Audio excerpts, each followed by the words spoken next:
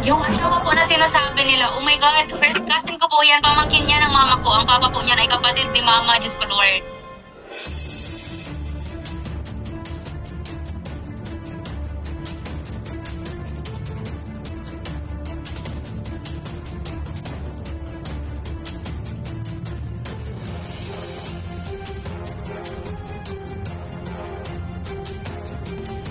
Black Spirit. Black Spirit.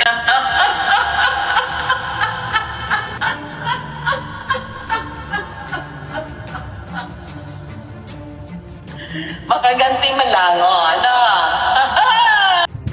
Ayan, muli. Muli nagbabalik po yung lingkod, guys. Isang mapagpalang araw gabi sa ating lahat. Saan makayong sulok ng mundo. Ayan. Mega love shout out. At eto, guys, pasensya na. Ayaw po ako or kami, ilan pang reaktor. Ayaw kaming tigilan ng reaktor po ni Midet. Paano po ba ang gagawin natin?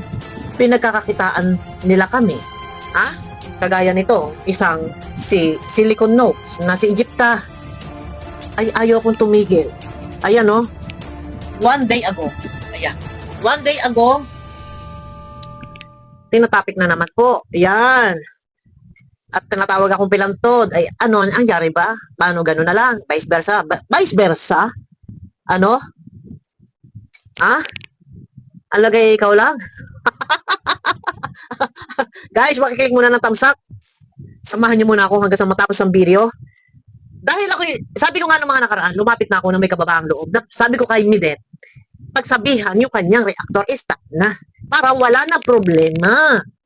Ang sagot sa akin, bakit ko daw siya na-reactionan? Bakit daw ko, eto na, tapos na nga eh. Lumalapit na ako eh, napagsabihan na yung reactor mo. Ayaw, makikinig. Ang sagot sa akin, gawin ko din daw privado yung aking buhay. Okay, go! Go! Yun lang eh. Pero eto na, sabi ko nga sa'yo, mahahagip ka. Kasi, yung highlight na pinag-uusapan, sila sumasagot, lumiribatan.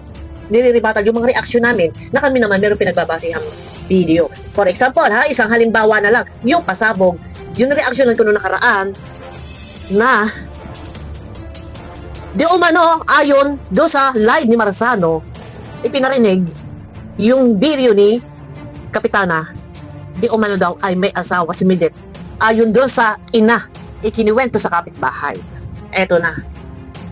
Pinabubulaanan ni Midet na hindi raw totoo na iyon ay asawa. Iyon daw ay pinsan. Eto na, Midet. Pasensya ka na, ha?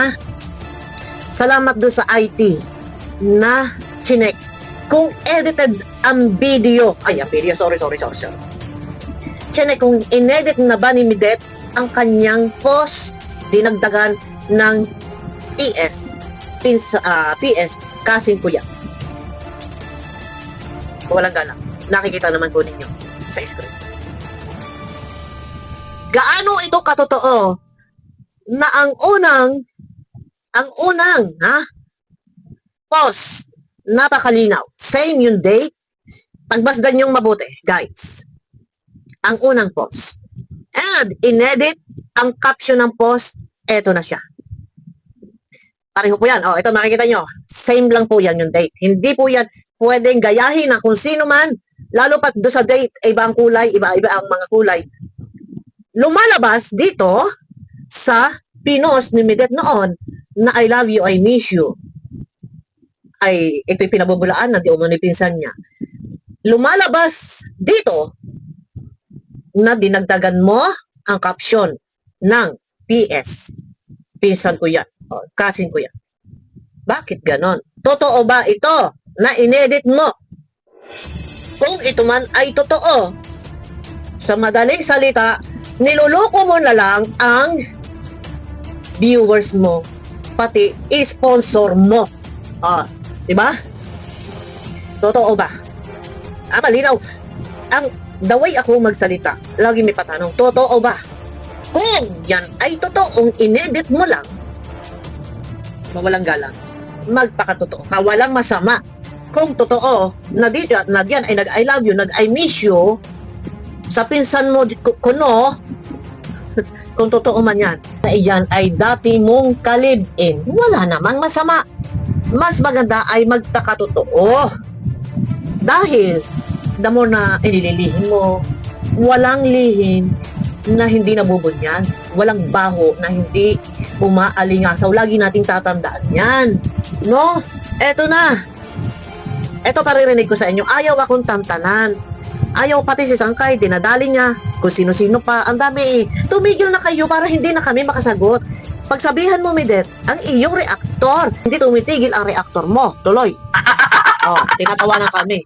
Oh. Hello, Sangkit. Kawawa ka naman. Dito, ang tinatawanan niya si Sangkay. Ha? Ay, paririnig ko lang, nandyan, tinatawag niya na, merong backlash, mga ganon. May tinatawag siya sa akin pilantod. Ito tuloy ha. Ay, nako. Sabihin na naman si Egypt the Witch. Makaganti man lang, ano? Ay, nako. May hawak siya guys, kandilang pula. Tingnan yung ginagawa niya. Ito, may hawak mo kandilang pula.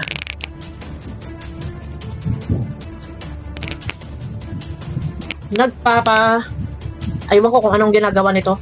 Nakakatakot siya. May hawak na kandilang pula. Bakit ka meron kandilang pula? Meron ba kandilang pula? Oh, meron. Oh, ayan. The Witch. Oh, wait. Oh. Black Spirit. Black Spirit. Sabihin na naman si Egypt the Witch. Makaganti man lang, ano? Ay, nako. Ganda ni Egypt, ano? Kahit anong gagawin niyo sa akin, balahurahin ako. Okay lang yon. Wala naman ako magpapala sa inyo, di ba? Tawanan na lang natin. Ano, Pilayo? Takbuhan tayo, Pilayo. Okay? Running tayo. Oh, di ba? Ayaw tumigil! Layo! Mag-running daw kami. Naku, nasaan yung ilong ko? Teka ka muna. Sandali guys.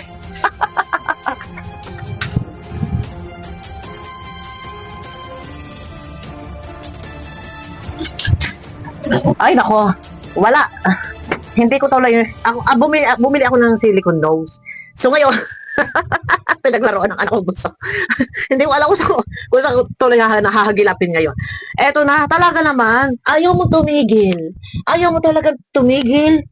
At may hawak pa po siyang kandila, guys. Nakakatakot siya. Eto, tuloy-tuloy tayo. Ha? Running. Bigyan na shoutout pa. Baka po pwede makahingi po sa inyo ng ano to? Anting-anting. Punta tayong Quiapo, marami doon. Ang mangkukulam pala to. Ay, kakatakot. Ayaw niyo tumigil. Pero anyway, hindi na natin ito ipagpapatuloy. Ito lang. Mananawagan tayo kay Midet. Midet, ang iyong reaktor nakakatakot kasi may hawak ng kandilang pula. Baka pwede. Pagsabihan mo na tama na. Dahil, ikaw lang ang pwede mag-control dyan. Binabanatan kami. Binabagbakan kami. Ayaw kami tantanan. At tigilin mo na. Ha? At yung tanong, ito lang, lilinawin ko lang guys sa inyo lahat, no? Yung, tawag dito. Ito, lilinawin ko lang sa inyo lahat. Ito, ay hindi ito, pwede sasabihin natin, hindi natin pwede sabihin edited. Makikita nyo po dyan sa screen, ha? Gaano katotoo? Ito, Midet, na inedit mo lang. Makikita nyo yan, guys. I-zoom nyo, i-screenshot nyo, i-crop nyo para makuha nyo yung part na yan. Ang linaw-linaw eh. Ha? Ito, ang hirap po, kung sasabihin ninyo to, na edited, hindi, mahirap po i-edit ito, guys. Gusto nyo ipopost ko sa community ko and makikita nyo, ito, yan, puntahan na lang ninyo, ipopost ko doon. Ang sabi niya dito, ayan o, ang pangalan, eto edit history. Eto ha, pumunta kayo doon mismo, ha, sa post ni ni Midet. Doon sa mismo post, i-click nyo yung 3 dot, tapos may lalabas po doong edit history. I-click nyo po yun. Makikita nyo po yung nasa ibabaw na caption and yung nasa ilalim. Scroll up nyo. Dalawa na ang caption. Yung una, ang sabi ay, happiest birthday langga. I miss you. Love you. Hope to see you all soon. Yan. More birthdays to come. Enjoy. Inom nyo na lang ako. Naka-hashtag siya sa Jomar Adalia Pilonya. Yan. Tapos dito, ito na lang eh. Yung merong nakasulat dyan na added 14 media to post, to this post. Ano yun eh? Fade yung color ng parang gray. Fade. Ang hirap i-edit nito. Ito na yung huli na. May araw. Ayan guys, makikita nyo yan dyan. PS, pinsan ko yan. Booking. sa mga sponsor, pwede kayo mag-PM sa akin para may send ko sa inyo sa inyong messenger. Dito pa lang, walang masama kung tayo magpapakatotoo sa ating mga sarili at hindi kababasan sa ating pagkatao. Kung malaman kung ano ka talaga before, kung meron ka karelasyon. Hindi naman kasi yan guys ang ating makasasabihin ng iba na masyadong inuungkat-ungkat ang nakaraan, pasis-pas, or wala na tayong totoo, wala tayong pakialam doon. Pero ang ating pinag-uusapan dito, yung kasinungalingan po. Yung kasinungalingan na wag mong sanayin na nililinlang mo ang iyong mga kasama. Kasi sinabi mo, pinabubulaanan mo na pinsan mo yan. Pinabubulaanan mo, pinsan mo yan. Paano mo ma-explain to? Huwag ka magdidelete ng post. Dahil yung post na yan, kung ikaw magsasampa ng demanda, sasabihin mo paninira pure, dapat yung post na yan, nandyan yan sa'yo. Dahil yan ibabase kung inedit mo o hindi. Pero ito, ipacheck ninyo sa mga eksperto, sa mga ganito, sa mga picture. Ipacheck nyo. Ako, ilalaban ko to. Ipacheck natin kung edited to o hindi. Pero malinaw na malinaw, guys. Punta kayo para kayo mismo makasaksi. Puntahan ninyo, scroll nyo yung post doon, yung mga post ni Midet. Siguro baka natabunan na yon. Tapos, pag nakita nyo yung picture, i-click nyo yung 3 dot doon sa mismong sinishare niya. Yung, di ba, nag-share siya. Yung mismong post na may picture ng kanyang di umano daw ay pinsan. I-click nyo yung 3 dot. May lalabas po doon na edit history. I-click nyo po yun. Makikita nyo po doon kung ilang caption na ang pinagpalit-palitan. Nakadalawang palit na po siya.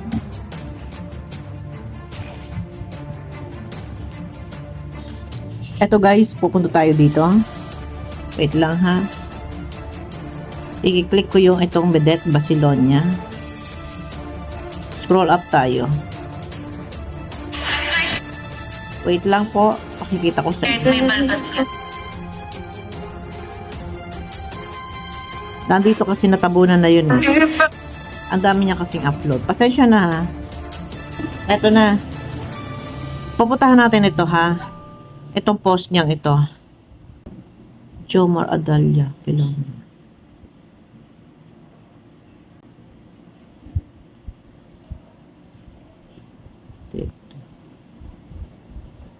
Isa-search ko lang guys yung lalaki. Jomar Adalia Pilonia. Ayan po. Sa post. Ayan. Ito. Tapos, click natin to 3 dot. May lalabas po, view history. Click natin yan. Ayan po yung post niya. Tapos, dito po, ito po yung original post. Yung caption. Pero pag i-scroll up nyo po yan, meron pong ikalawang caption. Ayan po, inedit na po yan dyan. Edited na po yan. Yung original caption, ito po yan. Pagmasdan nyo po. Pero sa ilalim, may ikalawang caption. Dinagdagan niya ng PS, pinsan ko yan. Ayan. Ipacheck nyo po yan. Ayan na guys. No? Huwag ka mag-delete na picture. Ngayon, sa mga sponsor, i-try ninyo, puntahan ninyo yung post. Makikita ninyo. I-click nyo yung 3 dot, may lalabas doon na edit history. Makikita nyo doon. Kung ilang caption yung pinagpalit-palitan, nandun makikita nyo kasama yung mga picture. No? Doon sa pinakang ibaba, may makikita doon na lagi doon, PS, pinsan ko yan. Ito, paalala ko lang to. Huwag tayong mabubuhay doon sa kasinungalingan. Sabagay, meron sinasabing ang kasinungalingan ang siya nagpapalaya sa sarili. Oo, ando na tayo. Ang kasinungalingan ang siya nagpapalaya sa sarili at minsan yan ay nagagamit sa ginagamit yan ng mga tao, mga sinasampahan ng kaso para palabasin sila ay tama, sila ay malinis. Pero walang lihim na hindi mabubulgar. Huwag ninyo paniwalain. Ito, paalala ko lang, huwag ninyong paniwalain sa kasinungalingan ang mga sponsor. Ito, hindi ako sana magta-topic na, stop na. At kilig overdose na ako. Sa lahat ng ating mga minamahal na viewers, nakilig overdose po ako. Abangan nyo ako mamaya, ha? Abangan nyo ako dyan sa mga overdose na kakiligan. Ayan, abangan nyo ako, guys. Hindi sana ako magta-topic na gawa nitong Egypt ng ito. Ngayon, Medet, ipaliwanag mo. Paano mo? Papapabulaanan. Yan comment, yan post na yan. Na, Diyos ko, puntahan ninyo sa aking community, makikita nyo doon kung yun ay edited at ipakita ninyo sa eksperto, sa mga marunong tumingin talaga kung ito ay inedit o hindi. Ayan, huwag ka magde-delete ng iyong post, Midet, ha, dahil makikita mismo, makikita mismo dyan, puntahan nyo guys sa kanyang Facebook, na yung mismong post, na-share nyo yun, scroll up lang kayo, hanggang sa makita nyo, i-click nyo yung 3 dot, ha, yung mismo siniyang niya na post ng before na ano, yung I love you, I miss you. I-click nyo yung 3 dot, tapos may lalabas na edit history, yan, makikita nyo. Kung nakailang palit na ng caption. Ay, bongga. Di ba? Ito, hindi na sana ako nagka-topic pa. Tantanan mo ako, Gipta. Huwag mo ako labasan ng kandilang pula. Baka yan ipatak ko. Sindihan ko at ipatak ko sa iyong mata. Ayun na. Guys, abangan nyo ako sa aking next video. Huwag tayong mabubuhay sa kasinungalingan, maging ang mga sponsor ay huwag nating lilangin. Hindi kabawasan sa inyong pagkatao kung nagsasabi kayo ng bawa katotohanan lang. Sige, yung mga sponsor, ano masasabi niyo dyan? Booking. Gaano, ito katotoo, maaari naman magbigay ng linaw ang inyong sinusuportahan. Ano ang masasabi niya dyan? Huwag na huwag ka mag-delete ng video dahil ayun lang ang sa akin. Booking sa kasinungalingan, inedit na dinagdagan ng caption. Yun lang yun sa akin. At eto, wala dito paninira puri, kaya nga may hawak tayo ebidensya lagi. Yun ang pinaka-importante guys, na meron tayong panlaban at hindi gawag-gawag kwento. Di ba? Kaya ito, si Egypt, tigilan mo na ako, maawa ka sa akin, bakit mag ako binabanatan mo? Sobra ka. Tapos iyak-iyak. Kawawa Egypt hindi na ipagtanggol ni Bedet. Nasaan ang aking white lover dito? Nawawala yung ilong ko guys. Ginamit kasi ng aking anak Pinagtripan, sinantakban na sa ilong ng ganun. Tapos ginaganon-ganon niya. Tapos nag-makeup siya. Ay, bongga-bongga. Yan. Teka nga muna. Ginamit kasi ng aking bunso Ayan. Abangan nyo ako guys sa aking next video. Huwag tayo mabuhay sa kasinungalingan. Walang masama kung magsasabi ng totoo. Mas tatanggapin ka pa kung sino ka at kung ano ka. Di ba? Mismo malinaw. Nako, Diyos ko, pag iparirinig pa ba na naman natin? Malinaw na mismo na nanggaling na talaga kay ano. Ito, siya rin naman, ito ha, palilinaw ko ha. Ang usaping iyan, hindi ko sana ilalabas mismo sa kanila nanggaling. Kay Midet, yan Yung asawa ko na sinasabi nila, oh my God, kasi ko po yan, pamangkin niya ng mama ko. Ang papa po yan ay kapatid ni mama, Diyos ko Lord. Kapatid, grabe ba? Yan. Muslim?